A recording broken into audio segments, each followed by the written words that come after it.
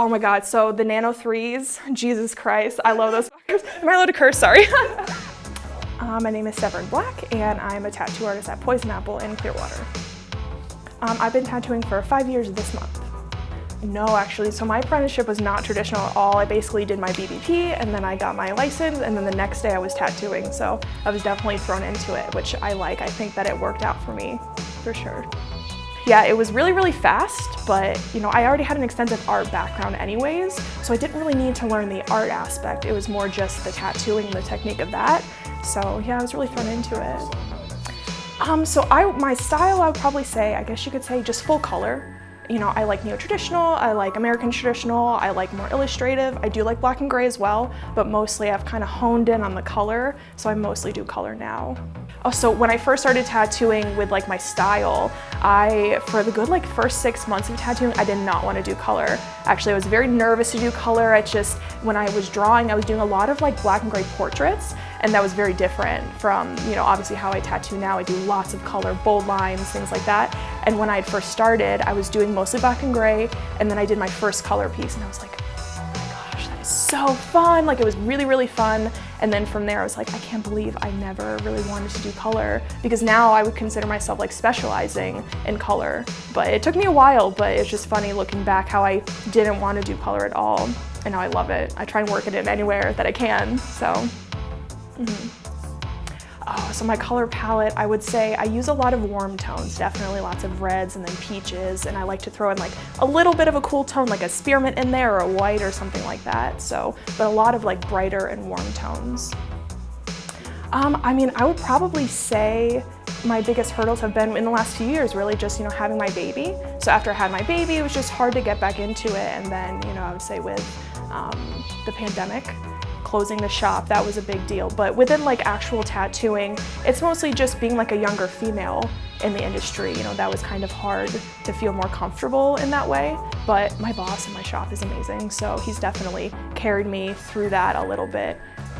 It can be really difficult, I will say. It's mostly just if I'm at the shop, I'll come a little bit early and try and, get pieces in that way. And I'll take a whole day. I'll take Wednesday, let's say, and just draw for that whole week. And then if I have the time, that way I can take that break during the week of working, and then I don't have to do, art stuff at home. But it can be really challenging sometimes. I still haven't really, I would say, completely figured out how to balance it, and it can be hard, but it's mostly just in those little downtime moments. I take advantage with emails and answer as soon as I can with that, but it's hard.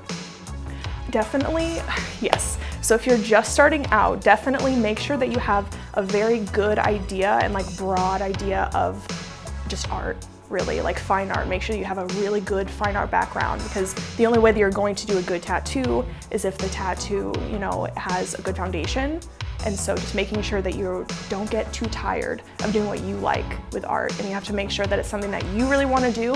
And if you just continue to put what you want to do out there, someone's gonna come get it tattooed. But just as long as you really continue to do art outside of the shop, I think that that's really important. Yes, yeah, I just did, in school, I did a lot of art classes, and then I took art classes outside of school. I was going to Ringling, so that was, the education that I had. And so I remember thinking, I can go to school and I can spend all the money on school, or I can just start tattooing immediately. And so, I started tattooing when I was 20.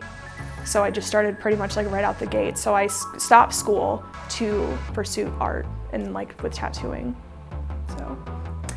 So, the biggest common mistake that new tattooers making, I think, just plunging in a little too fast out of your expertise already. It's good to just start minimal, start where you're comfortable with, and then just slowly work your way up. It's so exciting. I know it's so exciting to want to jump into a huge thigh piece or just an odd area or something, but you have to build at that skill level slowly.